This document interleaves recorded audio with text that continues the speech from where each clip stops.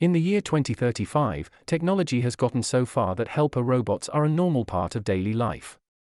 The robots have been programmed to follow the 3 laws of robotics, which say that a robot can't hurt a person or let them get hurt, that robots must do what humans tell them to do unless it goes against the first law, and that robots must protect their own existence as long as it doesn't go against the first or second law.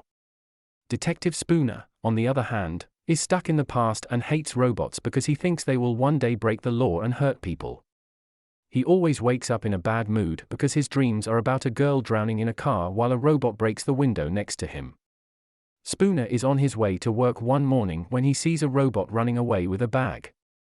Spooner tells it to stop because he thinks it's a robbery, but the robot doesn't listen, so Spooner starts running after it. Spooner is surprised when he finally gets to work on it and finds that all the robot did was pick up the bag that its owner had left at home, which had the inhaler in it. Spooner understands that this was a medical emergency, because everyone around him is making fun of him for thinking a robot could do something wrong. Later, at the police station, Spooner's co-workers make fun of him, and Bergen, his boss, tells him to stop being so paranoid. Bergen thinks it might be too soon for Spooner to go back to work after his accident, but Spooner says he's fine. Spooner gets a call about a case right then, so he runs to the USR, which is the company that makes robots. Dr. Lanning, one of the founders, was found dead, and since he fell from his lab, everyone thinks he killed himself. He left behind an image that asks Spooner to take his case, but without the right questions, it can't tell Spooner anything else. Spooner knew Lanning and doesn't think he would have hurt himself, so he keeps looking into what happened.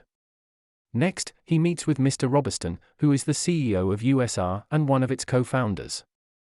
Robertson is very upset about Lanning's death, and he has nothing but good things to say about the doctor.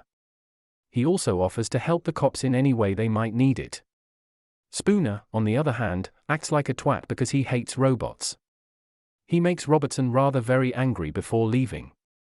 Spooner meets robot psychologist Susan in the elevator. Susan worked with Lanning and knew that the doctor hadn't talked to a human in a while because he liked being with robots more. No matter what, she still doesn't think he would end things that way. Spooner then asks for the surveillance video, so Susan tells him that there are surveillance strips all over the building that are linked to the central operating core of the USR, which is run by an AI named Vicky. Spooner asks Vicky for a video of Lanning's lab, but the recording is broken, so Spooner goes to see the lab for himself. Spooner goes to the lab and finds a lot of test models. He is horrified to learn that this is where they work to make robots more human. A Hansel and Gretel book is also on the desk. Spooner tries to make a hole like the one Lanning fell through in the other window, but he barely breaks the safety glass. This means that an older man like Lanning couldn't have broken it either. Spooner starts looking around, even though Susan says it's not possible that a robot killed Lanning.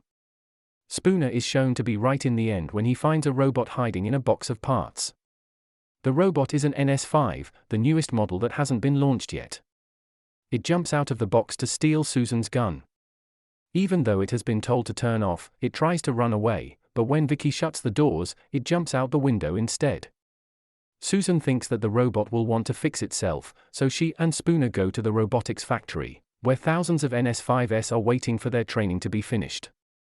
They only know the 3 rules, so they can't answer questions. So Spooner shoots one to get a response.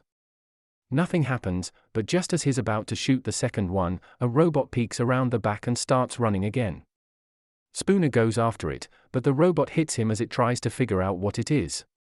The robot then runs out of the building. The cops are already waiting for it, and if it tries to climb away, they will catch it with a net. Spooner keeps bothering Bergen at the station until he lets him spend 5 minutes with the robot because he's still sure it did it. During the questioning, the robot shocks everyone by telling them its name is Sunny. It also swears it didn't kill Lanning. It hid in the lab because it was scary, and when Spooner said that robots don't have feelings, Sunny told him that Lanning had done experiments to give it feelings and dreams. Spooner thinks that the experiment went horribly wrong and made Sunny kill Lanning. This makes Sunny mad, and he smashes the table with his fists. Sunny says that before he died, Lanning was scared and asked Sunny for a favor. Sunny did what Lanning asked because he loved his maker. Unfortunately, Robertson and his army of lawyers stop the questioning. They protect the company and tell the police that robots can't be charged with murder. They'll take Sunny to be taken out of service, and the case will be called a workplace accident.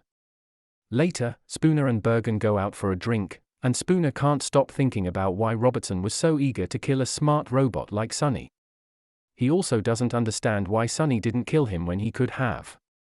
Bergen says that Spooner was the best person for the job because he was the only one who would have looked into a robot as a possible suspect. Spooner understands that's why Lanning asked for him in particular, which means he's on the right track. Spooner goes to the doctor's empty house because he wants to know why Lanning was scared. Outside, there is a robot that is set to tear down the house the next day. Spooner finds video strips from the USR, a picture of Lanning with Susan, and the doctor's poor cat inside the house. Suddenly, the demolition robot turns on and starts smashing through the walls as if it is going after Spooner. Spooner grabs the cat and runs through the house as fast as he can. He shoots at the door and then jumps through it. He lands safely in a pool. Moments later, Spooner shows up at Susan's house and says that Lanning's house looked like it hadn't been lived in for weeks, which means that someone may have been watching the doctor or even held him prisoner in his lab. He thinks that Lanning found a problem with robots like Sunny and that Robertson shut him up. Susan still thinks Spooner is crazy and that he doesn't really care about Lanning, he just wants to show robots are bad. Spooner sees that Susan has an NS5 at home, so he chooses to leave. Before he does, though, he gives Susan the picture he found to show how much he cares. The next morning, Spooner sees that NS5s are slowly taking the place of old working robots, which worries him. Then he goes to see his grandma Gigi leave the cat with her, but he is crushed to see that she has also bought an NS5 to help her with her work. Before he goes, Gigi tells him about the time when Spooner was a little boy and left breadcrumbs everywhere. This makes Spooner think of the book Hansel and Gretel he saw. Spooner then goes to the station and starts watching old recordings of Lanning to try to figure out what the doctor might have told him. Spooner thinks it's a big hint that Lanning said robots will one day dream and keep secrets. At the USR, Susan is getting Sunny ready for deactivation, which is set to happen the next day. Sunny tells Susan that he's been thinking and that he doesn't want to die. This makes Susan start to question what she knows to be true. Later, Spooner is in his car when he asks Vicky for access to the last 50 texts between Lanning and Robertson. Vicky does give him permission, but she also tells Robertson about it in secret because that was what he told her to do. Robertson sends new orders to deal with Spooner as soon as he sees that he is still looking into the case. Spooner's car is suddenly circled by two trucks with a whole army of NS5s inside. The NS5s jump out and attack him. Spooner gets rid of the robots by shooting them and driving them crazy. When he gets around the trucks, he makes them crash into each other. This also makes his own car spin out of control, and he crashes as well. While the robots start cleaning up the mess right away, Spooner gets out of his car in a bit of a daze, only to have his car suddenly come after him. It was thrown by a still-working robot that goes after Spooner again, starting a fierce hand-to-hand battle. After they hit each other a few times, Spooner uses his arm as a cushion and it gets hurt, showing that it is a fake. Now that everyone knows the truth, Spooner hits the robot with his metal arm, making it run away and jump into a fire. At that time, the cops show up, and Spooner tells Bergen what happened. Bergen doesn't believe him, though, because he didn't see any trucks or robots in the tunnel. Bergen takes Spooner's badge because he gets so angry. In the meantime, Susan finds out that Sunny's metal is thicker than usual and that he is not tied to Vicky. When she checks its brain, she is shocked by what she sees. Spooner is at his apartment putting a special spray on his limb when all of a sudden, Susan shows up. She says that Sunny has two brains, and the second one lets the first one ignore the 3 rules. They agree to work together, but Spooner has to change first. This gives Susan a chance to see the scars on his body that show he has a robot arm. Spooner met Lanning because the doctor gave him a whole arm, a lung, and a few ribs to save his life. Then Spooner tells the whole story of what happened. A driver fell asleep at the wheel and hit Spooner's car and a family car, sending them both into the river. The father was killed right away, but the girl was stuck. Spooner thought that no one would make it, but just then, a robot showed up and helped him instead of the girl, which is what Spooner had asked the robot to do. The robot did some math and found that Spooner had a 45% chance of surviving, but the girl only had an 11% chance, so it picked the girl. Spooner doesn't like robots because math shouldn't decide who lives and who dies. That's too cold. Every time, a child should come first. After that, Spooner and Susan go to the USR. Susan asks Lanning why he made a robot that can break the rules he wrote, and Spooner tells her about Hansel and Gretel. He thinks Lanning was being watched and couldn't talk to Sonny directly, so he left crumbs like the kids in the book. This means he gave Sonny dreams to keep his secrets hidden. Later, at the lab, the two humans ask Sonny about his thoughts. Sonny draws a picture of a guy standing on a hill near a broken bridge and freeing robots from slavery. Susan thinks the man's name is Sonny, but the robot thinks it's Spooner and gives the drawing to him. At that time, guards show up and take the two people to Robertson's office, where he is not happy to see them. They tell him about Sonny and ask for the truth. Robertson says he knew about Sonny too, and that's exactly what he's trying to fix. In the last days of his life, Lanning was getting more and more upset. Robertson doesn't know why Lanning made Sonny, but he knows he has to destroy it before people stop believing in robots in general. Spooner says that all of the NS5S are having problems, but Robertson says that's not true and tells Susan that one crazy robot shouldn't ruin everything they've worked so hard for.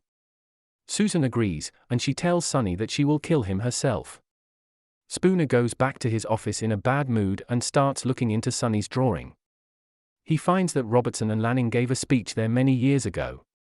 At the lab, Susan is about to give Sonny a shot of Nanits to kill it, but she starts to think twice when Sonny asks if it will hurt.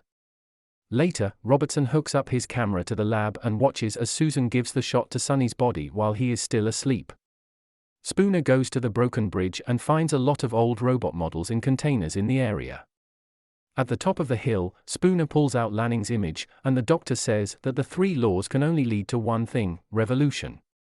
Spooner hears a noise and goes to see what it is, only to find a group of NS5S there to get rid of the old models because they are dangerous. When they see Spooner, they start to chase him. However, the older models notice that a person is in danger and fight to protect him, which lets Spooner get away. Spooner tells Susan about what he just saw by leaving a letter on Susan's answering machine, which her robot hears and deletes. Susan sneaks a look from the bathroom and sees all of this. She is now afraid of her friend. Gigi tries to leave her house to go to church, but her robot tells her to stay inside for her own safety. Downtown, a truck dumps a bunch of NS5 robots into the city, and the robots tell the people to go home because it's no curfew. A young boy tries to get close to a robot, but it hits him, sending people into a panic. Even worse, more robots break into the police station and kill all the police officers. Bergen is able to shoot some of them down, but in the end, he is also caught. Soon, a word from the government tells people to stay inside, and the power in the city starts to go out. Susan wants to leave her apartment to help, but her robot keeps pushing her back and won't turn off when she tells it to. Spooner breaks in and shoots the robot before taking Susan away with him.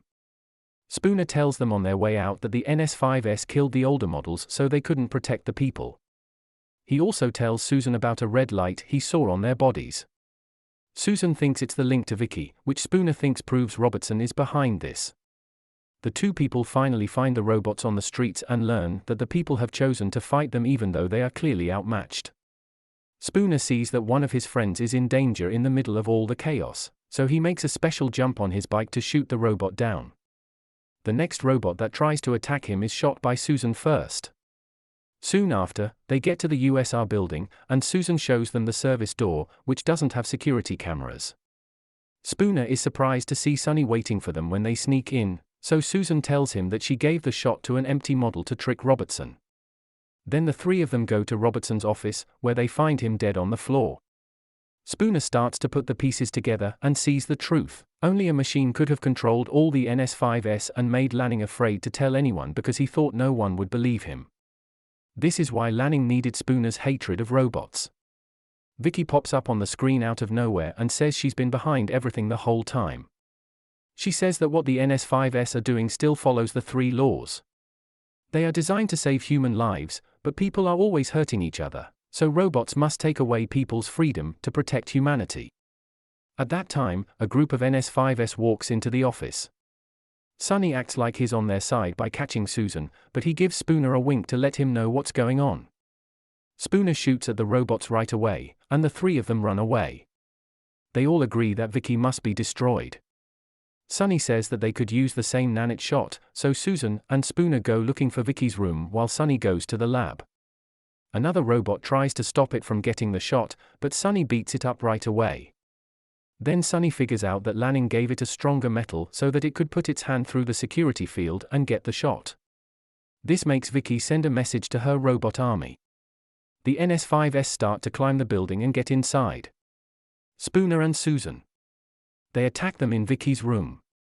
As the two try to protect themselves with their guns as best they can, Sunny fights off robots that try to stop them from getting to Vicky's. At that moment, Susan trips and falls, barely making it to a broken platform. Spooner tells Sunny to save her, and when Sunny says it's more important to use the shot, Spooner tells him that Susan comes first. Sunny uses his second brain to break the law and throws the shot at Spooner. He then jumps in just in time to save Susan. Spooner also jumps to catch the injection, and he uses his limb to slide down Vicky's core, where he injects the nanites right into her brain. As soon as the power comes back on, the red light goes out on the NS5S, so they can again help people. All of the NS5S are taken away in the morning to be checked and put away. Susan still doesn't understand why Vicky killed Lanning, but Spooner tells her it wasn't her. Sunny finally admits that it did it, but he says that Lanning told it to do it so that he could get away from Vicky's control. He had also told the robot to keep quiet about it. Spooner says he's sorry for being biased and promises not to tell the police. He and Sunny then shake hands to show that they want to be friends. Later, Sunny appears at the top of the hill, just like he did in his dream. All of the NS5S that are being put away stop following orders to look at Sunny because they realize this is their real future. Share your thoughts in the comments, give us a like and subscribe to the channel. See you in the next videos.